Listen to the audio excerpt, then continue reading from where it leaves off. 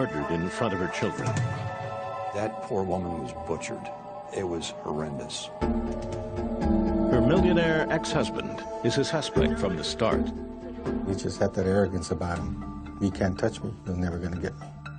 The investigation grinds on for 2 years as the suspect spends his days on the golf course.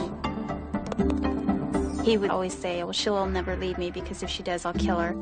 Investigate me as much as you want. I had nothing to do with this.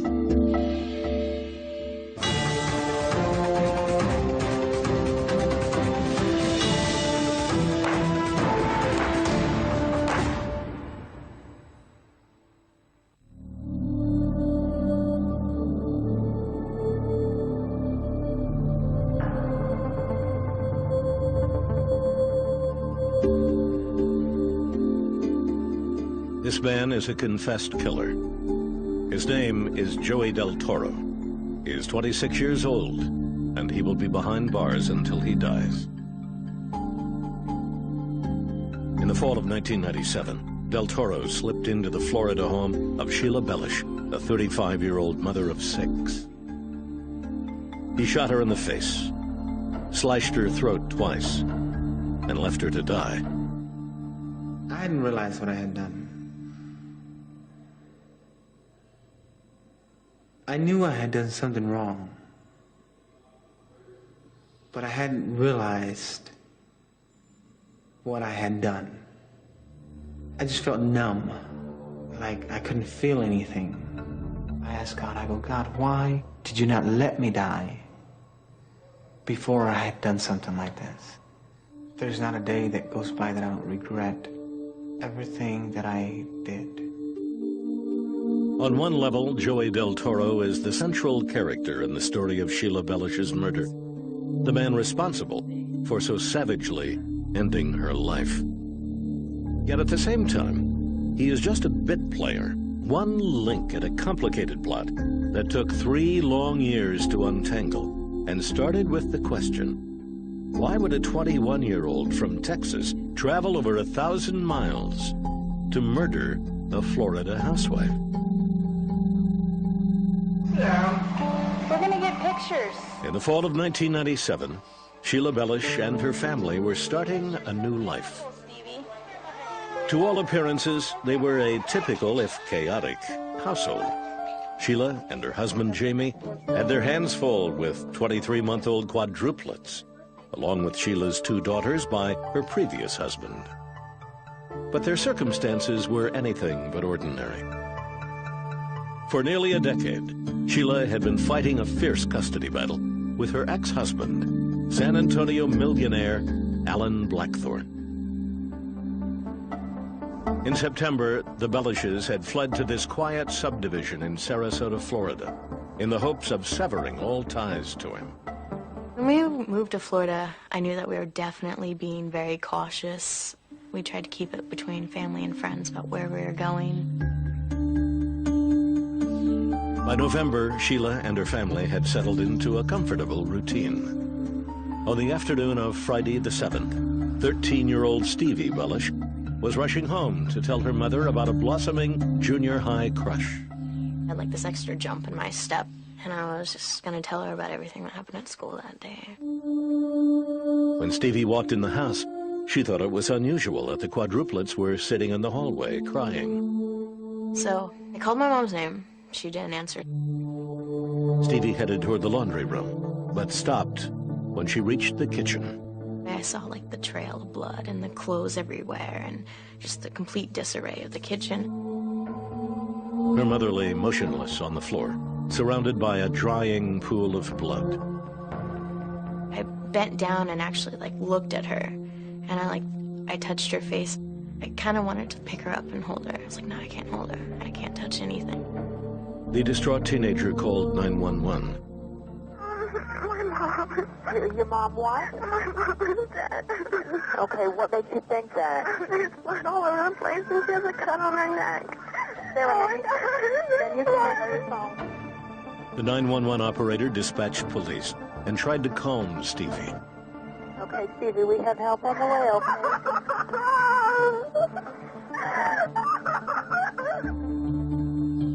At the scene, officers found no signs of a burglary, but the pattern of smeared blood on the floor and walls indicated that there had been a struggle. Sarasota County Detective Chris Iorio was one of the policemen who responded to the dispatch. We had blood everywhere. It was pretty obvious to us that there was a conflict that started somewhere in the laundry room area and progressed out into the kitchen. The four toddlers had apparently witnessed their mother's murder and been home alone with her body for more than 6 hours. When the deputies first got there, they thought maybe the kids were injured because they did have blood on them. It was later determined that they were just walking around in their mother's blood. Jamie Bellush telephoned Sheila's sister in Salem, Oregon, with the news. He told me that my sister had been killed, and I told him that he was a liar. And then he just sat there and didn't say anything. And then it sunk in. At the crime scene, Stevie Bellush told detectives who she believed killed her mother. She said, "My dad did this, Alan Blackthorne." We had no reason to believe he was in the area, but we kept that in the back of our mind. Police continued to gather evidence. The killer had left behind a bloody fingerprint on the clothes dryer and a bullet shell casing from a .45 caliber automatic pistol. But the most valuable information was given to detectives by a vigilant neighbor. Earlier that day, the neighbor had seen a suspicious man leaving a sports car parked around the corner from the Bellush home. He had a license plate of a car that he had seen in the area. He did write it down, which was a huge break for us. Within 2 days, detectives had traced the license plate and fingerprints to a 21-year-old from southern Texas named Joey Del Toro. Sarasota authorities immediately contacted the Texas Rangers to assist with the investigation. Sergeant Gerardo de los Santos was assigned to the case. Initially, when they said that the suspect was from the Texas area, the first thought that came to mind, maybe it could be the ex-husband. But there was no firm connection between Del Toro and Alan Blackthorne. Nor was there anything in Del Toro's background to indicate that he'd commit such a crime. His only significant prior conviction was for shoplifting.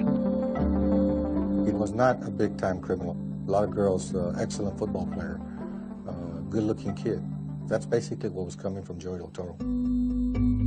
It didn't take long for detectives to track down Del Toro's car, which was parked at his girlfriend's house in Austin. Inside the car, they discovered a wealth of evidence. The address and directions to the Bellush home, the camouflage clothing Del Toro had been seen wearing, and a .45 caliber handgun. We found his clothing with blood on it. We found some of Sheila's blood on the upholstery in the car. Just about everything you'd want to find, we found, which was nice. It was unreal. He was just leaving evidence everywhere. Yet the suspect himself was nowhere to be found. Detectives interviewed dozens of Del Toro's friends and family members, including his cousin, a 27-year-old golf caddy named Sammy Gonzalez. Gonzalez admitted that he had driven Del Toro to a San Antonio bus terminal and said that his cousin was headed for the Mexican border town of Laredo. But that was hardly the end of his story. Sam was interviewed 3 or 4 times. Every time he interviewed, he gave a little bit more, until he eventually told the whole story. In a taped confession, Gonzalez revealed that he had helped arrange the murder of Sheila Bellush. And he confirmed the detective's suspicions that Joey Del Toro was the hitman. Tell me what you know about this incident. It's supposed to be just a beating and nothing about the killing was supposed to be occurred. I haven't saw the news and it's kind of sad about it and disgusted about it. Who committed this murder? So sad, total. He was supposed to go down there and speed her up. By the time he was done, Gonzalez would shed light on the events leading up to Sheila Bellush's murder and send investigators down a trail that seemed to lead in one direction. In November 1997, San Antonio golf caddy Sammy Gonzalez told authorities that he had helped arrange the brutal slaying of 35-year-old Florida homemaker Sheila Bellush. In exchange for a reduced prison sentence, Gonzalez fingered his cousin Joey Del Toro as the hitman and recounted for police Del Toro's gruesome depiction of the crime. He said that he had shot her, but eventually I guess she was still moving or something like that. And came up to the kitchen and... Got a knife? Yeah, I got a knife. Gonzalez had already helped his cousin flee to Mexico, but he did give investigators the name of another man who he said had coordinated the attack. A small-time San Antonio gambler named Danny Rocha. Rocha first contacted Sammy to actually go and beat up Sheila initially. Once Sammy found out it was a woman, he did not want to do it. But he came up with the idea, well, maybe my cousin Joey would do it. Gonzalez then provided police with an even more important piece of information. He mentioned that Danny Rocha was golfing buddies with someone named Alan. Investigators were convinced that Alan had to be Alan Blackthorne, Sheila Bellush's ex-husband. His daughters confirmed that he and Danny Rocha were friends. When I heard Rocha, I was like, wait, I know him. And I saw his picture, and I'm like, I've played with his kids before. In fact, police discovered Rocha had been golfing with Blackthorne on the day Sheila Bellush was killed. On November 17th, Danny Rocha was arrested at his home and charged with conspiracy to commit murder. From the beginning, he denied any involvement and refused to cooperate with authorities. Meanwhile, investigators continued to pursue who they believed had masterminded the murder. The man Sheila Bellush's family had suspected from the start, Alan Blackthorne. I knew it had to be Alan, so he was somehow behind it. Right away, I was like, it was my dad, wasn't it? He didn't have to pull the trigger to cause the action. In a later television interview, Blackthorne defiantly maintained his innocence. Investigate me as much as you want. I had nothing to do with this. But as detectives dug into Sheila and Alan's past, they came to see her murder as the final act in a spiraling saga of domestic vengeance. Sheila Walsh met Alan Blackthorne in Salem, Oregon, when she was 19. He was 27 and already going through his second divorce. Crime author Ann Rule spent a year and a half researching Sheila's life for a book she wrote on the case. He was every girl's ideal boyfriend. He was good-looking, he was smooth and seemingly successful, charismatic. The only one who really didn't like him was her sister Carrie, who saw something behind the perfect mask in Alan. He seemed like a really nice, likable guy, but then he had a very bad temper, and he was really quick to anger. By their third date, the couple was engaged. They married in February 1983. It seemed like a happy union. Over the next 3 years, Sheila would give birth to 2 daughters, Stevie and Daryl. Alan started a business importing electronic muscle stimulators, and he always managed to find time for his favorite pastime, golf. I never really ever saw Alan work. He was a golfer. I mean, he was always golfing and always talking about golfing. By 1986, the Blackthornes had moved to San Antonio, Texas, and Alan and Sheila's relationship had started to crumble. More and more often, Sheila found herself on the receiving end of Alan's violent temper. She learned really quick that if she fought back, then she usually got hurt, or she got the bad end of it. He would grab her by the collar and lift her up against the wall. For Alan, it was all about control. He felt like Sheila was his. He would always say, well, Sheila will never leave me because if she does, I'll kill her. On 2 occasions, Blackthorne was charged with battery for assaulting Sheila. Both times, he paid a fine and received probation. She was only in her early 20s, and she looked like she was in her 40s. Finally, after 4 years, Sheila had had enough.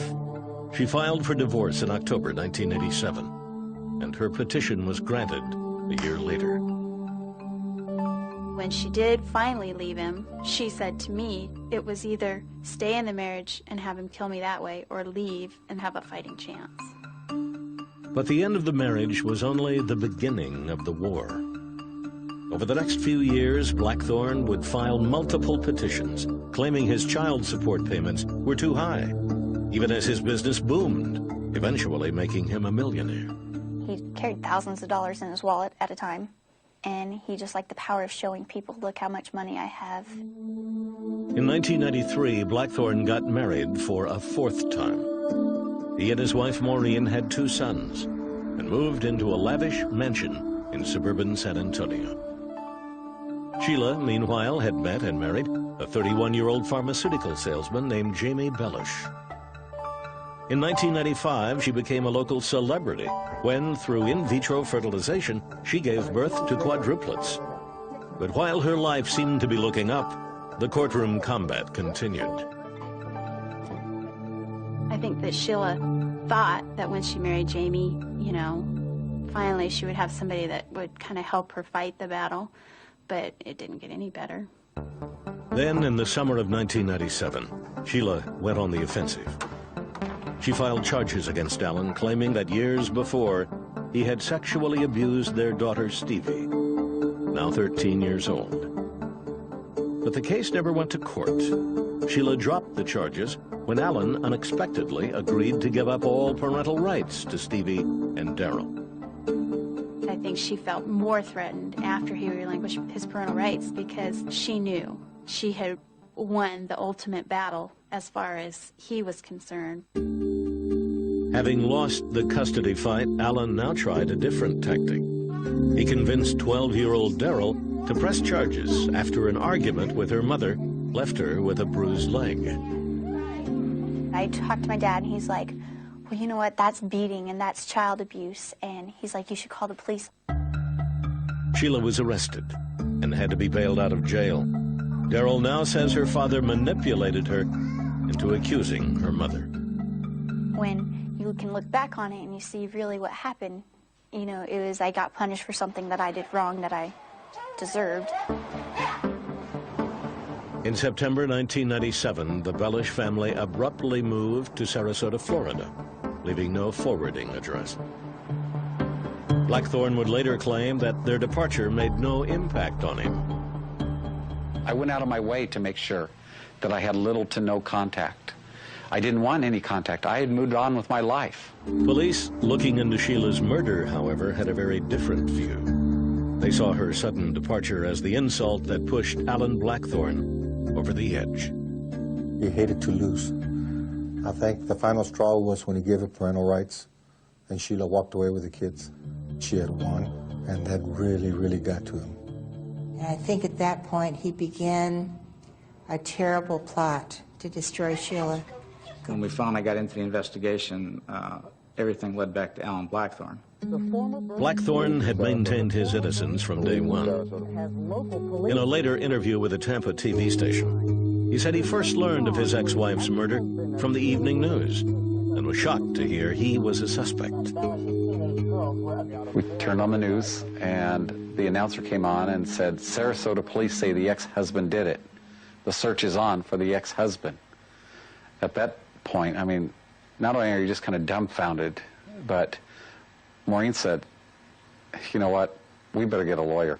Alan was obviously upset about it and obviously nervous about it, but knew that he had nothing to do with it and didn't feel that ultimately anything bad would happen to him as a result of it.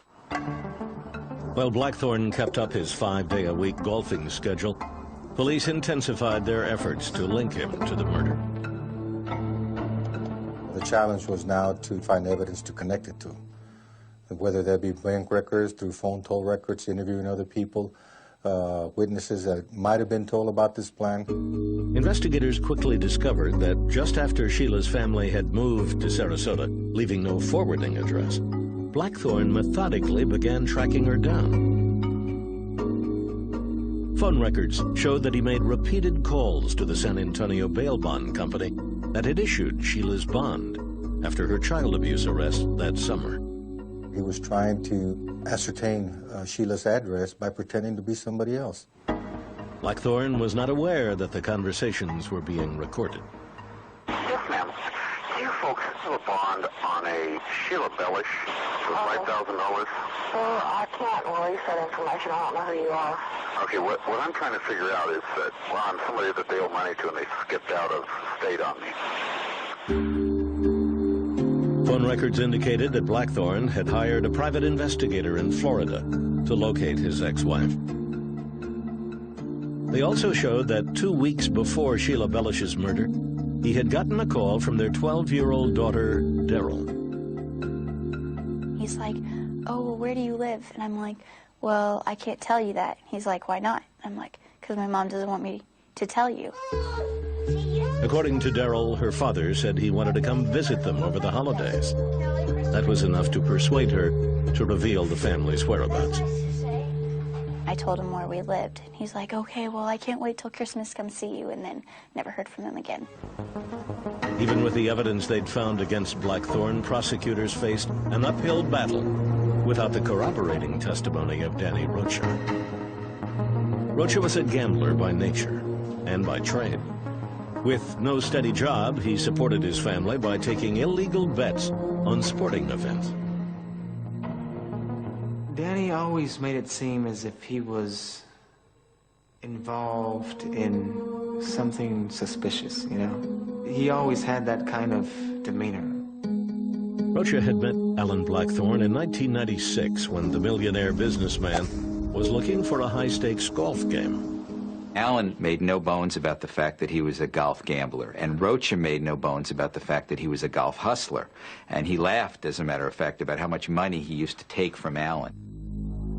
To authorities, Rocha was the key witness, the only person who could directly link Blackthorne to Sheila's murder. I don't have a copy. But Rocha wasn't playing ball. He wouldn't tell investigators anything unless prosecutors agreed to a severely reduced sentence. He wanted what we call a sweetheart deal. He believed that because he was the direct connection to Alan, he could plea bargain for a very, very low number of years to serve. But as time passed, Rocha grew increasingly bitter that he was in jail and Alan Blackthorne was still free, as he made clear in this interview with a Tampa TV station. Here, I'm trying to do the right thing, and I'm trying to make a deal, and you know, he's back there in San Antonio, you know, playing golf 5 days a week. Prosecutors did have one powerful weapon against Rocha, his buddy Sammy Gonzalez's confession. They charged Rocha with conspiring to commit murder, even as his plea negotiations continued. On January 12, 1999, Rocha's trial began in Sarasota. 2 days later, he folded his hand. In a last-ditch attempt to avoid life behind bars, he told investigators he would talk. There's a saying in Spanish that is las últimas patadas de un ahogado, which literally translates to the last kicks of a drowning victim. In January 1999, 2 days into his trial for plotting to kill Sheila Bellush, San Antonio bookie Danny Rocha struck a deal with prosecutors.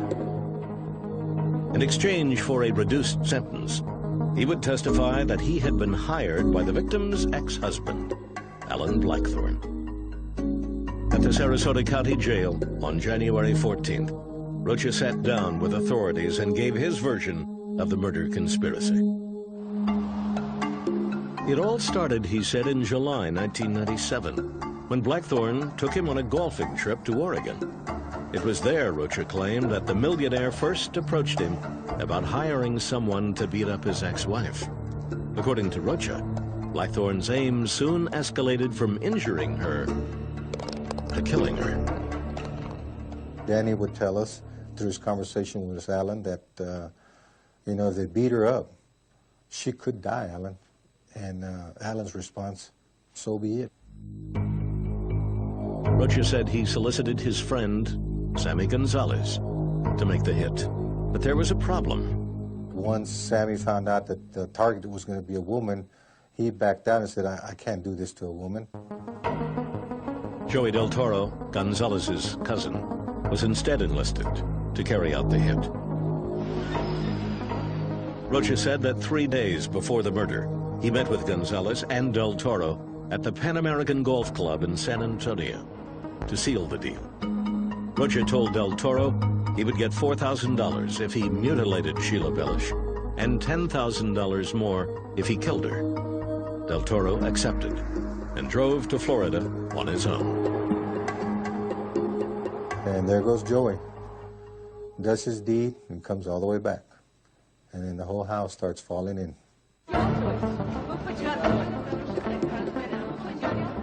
When Rocha was finished, detectives moved quickly to make sure his story checked out. They were able to corroborate much of it through evidence they had already uncovered. But then they hit a snag. Recounting the plot for prosecutors, Rocha embellished his story enough to fail a polygraph test. Exasperated, the state declared its deal with Rocha null and void and refused to negotiate on his sentence. His trial continued, and on January 15th, 1999, the jury handed down its verdict. We, the jury, find as follows as to count 1 of the charges. The defendant is guilty of principle to murder in the 1st degree. He was sentenced to life in a Florida state prison. He could have had the same deal Sammy had if he would have cooperated early on, but like he said himself, he's a gambler. He rolled the dice and lost.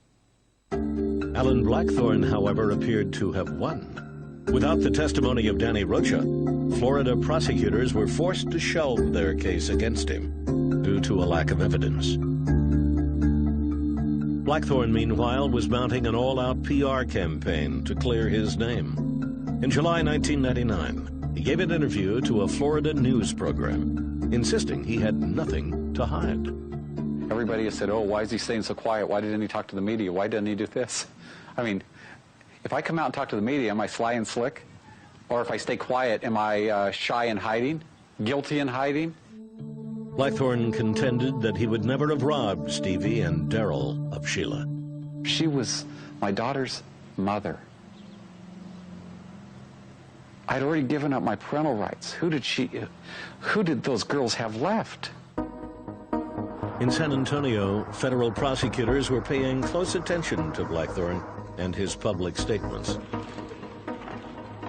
It was offensive that this man who so apparently was involved and was responsible for the killing of this woman was so arrogant. After exploring their options, prosecutors decided their best bet was a 1994 statute called the Violence Against Women Act. The law made it a federal crime to commit domestic abuse across state lines. This meant that the inconsistencies in Danny Rocha's story would become less important to a successful prosecution. He had given various stories over the year and a half or so up till then. But under every version, Blackthorne was involved. Blackthorne was the cause of the act. Rocha, now serving life, agreed to testify. He hoped to be considered for a reduced sentence in exchange for his testimony linking Blackthorne to Sheila's murder. Rocha technically gave the authorities a case. In other words, liar or not, he said, Alan Blackthorne hired me to do this. On January 4th, 2000, more than 2 years after Sheila's death, Alan Blackthorne was charged with interstate domestic violence, as well as conspiracy to commit murder for hire. When law enforcement was finally ready to put the cuffs on him, they knew exactly where to go: the golf course. He just had that arrogance about him that you can't touch me, you're never going to get me. We did. On June 12, 2000, 1 week after his 45th birthday, Alan Blackthorne's trial began at the United States Federal Courthouse in San Antonio, Texas. Blackthorne stood accused of arranging the murder of his ex-wife, 35-year-old Sheila Bellush. He had been charged with interstate conspiracy to commit murder for hire and interstate domestic violence. Both charges carried a maximum sentence of life in prison. Assistant U.S. Attorney John Murphy led the prosecution's case. That poor woman was butchered, and 4 23-month-old babies wandered around their dead mother for probably 6 hours. It was horrendous. In his opening statement, Murphy sought to give jury members something he believed they needed to hear: a motive. He'd lost the final battle when he relinquished his parental rights to those children. He told Danny, "That bitch thinks she can outsmart me, but I'm going to show her." Again, demonstrating not only his hatred for her, but his lack of capacity to accept any kind of loss. He could not lose. The prosecution began by playing a tape of the 911 call made by the victim's teenage daughter, Stevie Bellush, when she discovered her mother's body.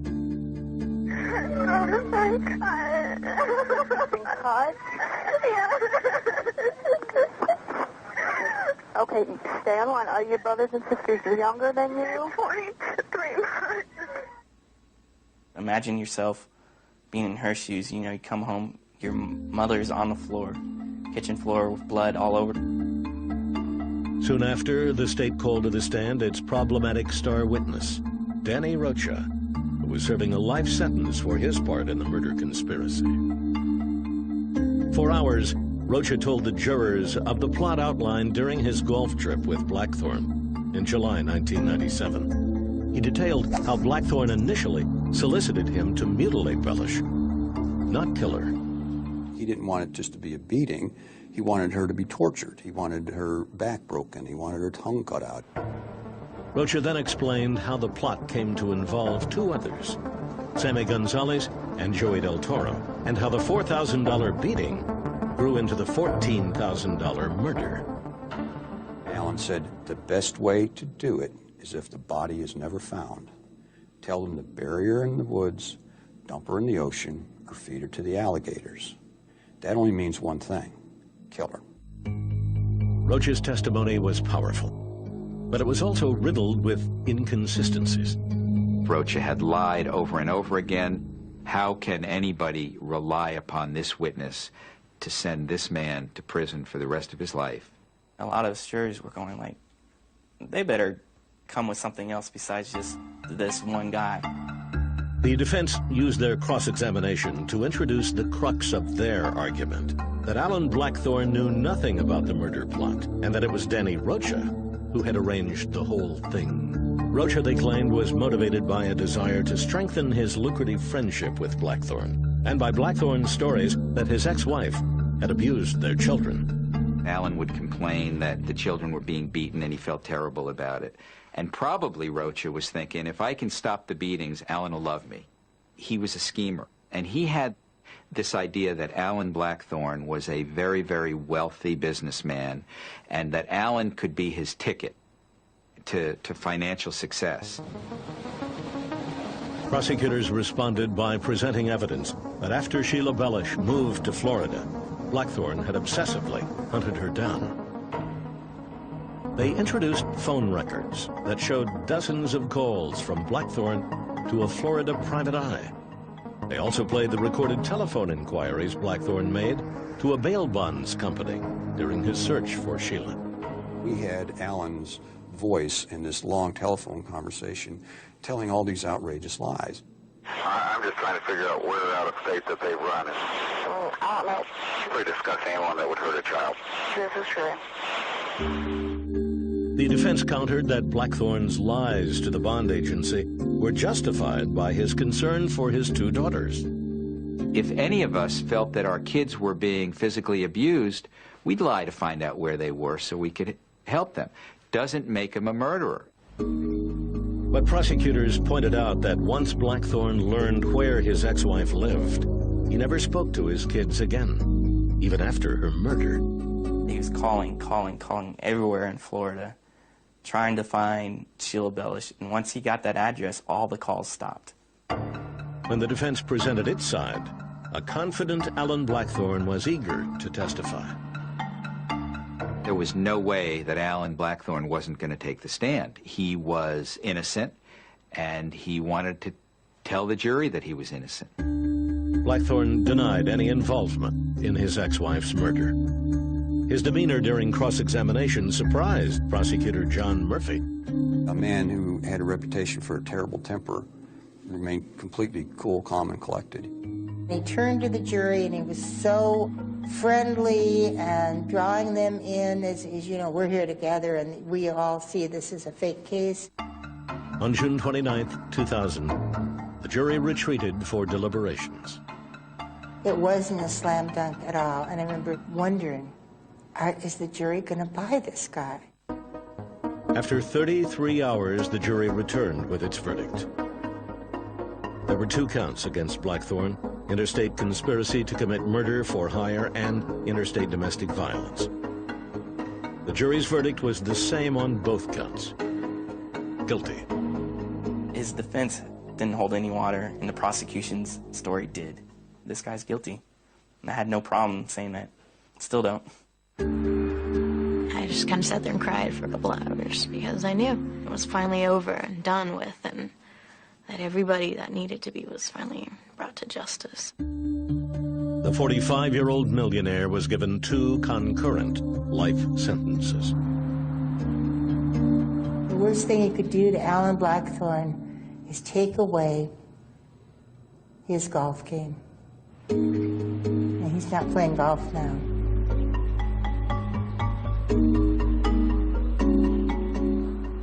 On the same day as Blackthorne's verdict, any lingering doubts about his involvement in the crime seemed to be erased over 1,000 miles away. You understand that the charge of murder in the first degree... That afternoon in Sarasota, Florida, Joey Del Toro pleaded guilty to the murder of Sheila Bellush. It had taken more than a year to extradite him from Mexico. Now Sarasota detectives were finally able to hear Del Toro's version of the story. In a videotaped confession, the 24-year-old outlined the murder plot and confirmed Blackthorne's involvement once and for all. Not that the job was for them, but he said it was for somebody else.